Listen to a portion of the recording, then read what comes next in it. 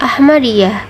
Organisasi ini didirikan oleh Mirza Ghulam Ahmad pada tahun 1835 sampai 1908 yang mengklaim telah diangkat secara ilahi sebagai Mahdi dan Isa yang diharapkan umat muslim untuk muncul menjelang akhir zaman dengan cara damai sebagai kemenangan akhir umat Islam. Pemikiran Ahmadiyah menekankan keyakinan bahwa Islam adalah keputusan terakhir bagi umat manusia sebagaimana diwahyukan kepada Muhammad dan perlunya mengembalikannya ke bentuk aslinya yang sebenarnya yang telah hilang selama berabad-abad. Penganutnya menganggap Mirza Ghulam Ahmad muncul sebagai Mahdi, mengembang sifat-sifat Isa untuk merevitalisasi Islam dan menggerakkan sistem moral yang akan membawa perdamaian abadi.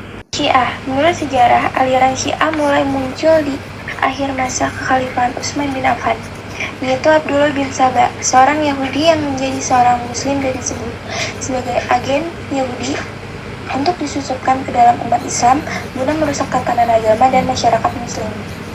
Syiah sendiri merupakan salah satu sekte pecahan dari Islam. Dalam keyakinan Syiah dikatakan bahwa Rasulullah menunjukkan Ali bin Abi Thalib sebagai pengganti kekhalifahan Islam selanjutnya.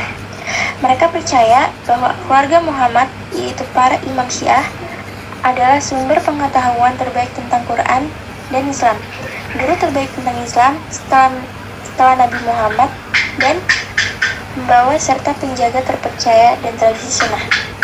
Akibat yang ditimbulkan oleh terjadinya konflik antar golongan, sangat mungkin terjadi hal ini dipicu tidak adanya rasa toleransi di antara mereka, serta rasa egois antar satu kelompok dengan kelompok lain.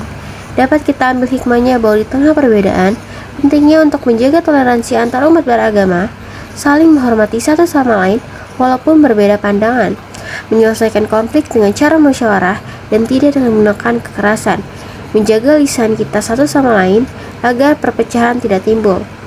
Konflik antar agama sering terjadi di beberapa negara yang memiliki kebudayaan agama yang kental, sehingga terkadang persinggungan sedikit dapat menyebabkan pertikaian satu sama lain.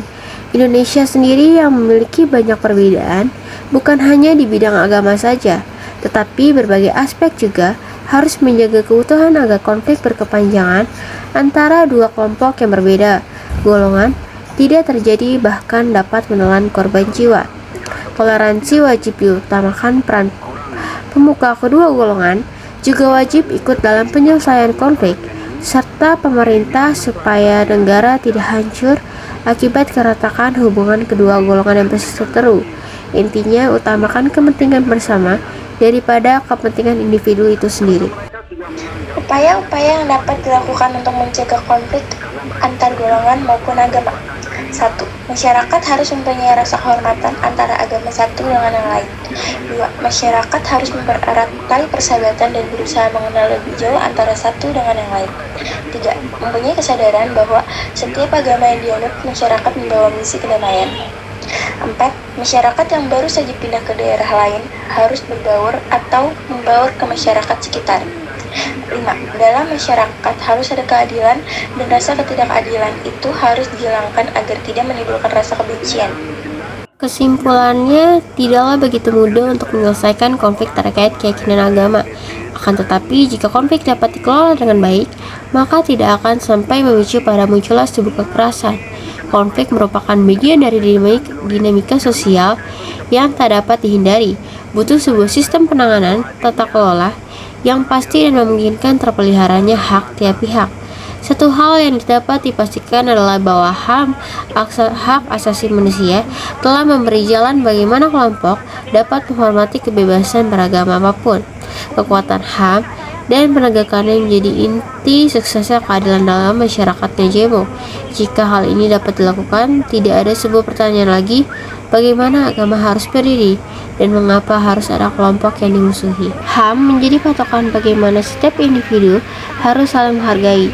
Adanya dialog dua arah, sikap anti kekerasan, saling menghargai kepercayaan orang lain, dan hak-hak asasi sesama mesti dikembangkan dan dijadikan landasan dalam setiap bertindak. Anti kekerasan yang berarti melawan antagonisme, Gandhi, dan mempersiapkan resolusi konflik dengan adanya atau melakukan dialog dua arah, maka resolusi konflik dapat dilakukan. Sebagai penutup pengutip dari Prancis yang mengungkapkan, hendaknya kita semua menekan perbedaan demi tujuan bersama. Bersikap anti kekerasan yang intinya adalah tanggapan terhadap kekerasan struktural, merangkul konflik sebagai sarana perubahan dan membangun praktek tindakan anti kekerasan yang menekankan pada pentingnya informasi dan pengertian pihak lain. Tujuannya adalah untuk menciptakan hubungan yang menghargai nilai kemanusiaan atas semua pihak. Resolusi konflik bisa dilihat sebagai tanggapan dari kekerasan dan kesengsaraan yang kerap menjadi karakter dalam sebuah konflik. Faktor yang menciptakan keadilan adalah sikap saling menghormati kebutuhan dari setiap pihak yang terlibat dan disahkan akan sebuah kesamaan kedudukan. Fokus dalam dialog dan pengumpulan informasi yang sistematis juga perlu diperhatikan, sehingga konflik tidaklah harus selalu berujung pada kekerasan, tapi konflik yang berujung atau berakhir dengan sebuah perdamaian tanpa adanya korban nyawa manusia.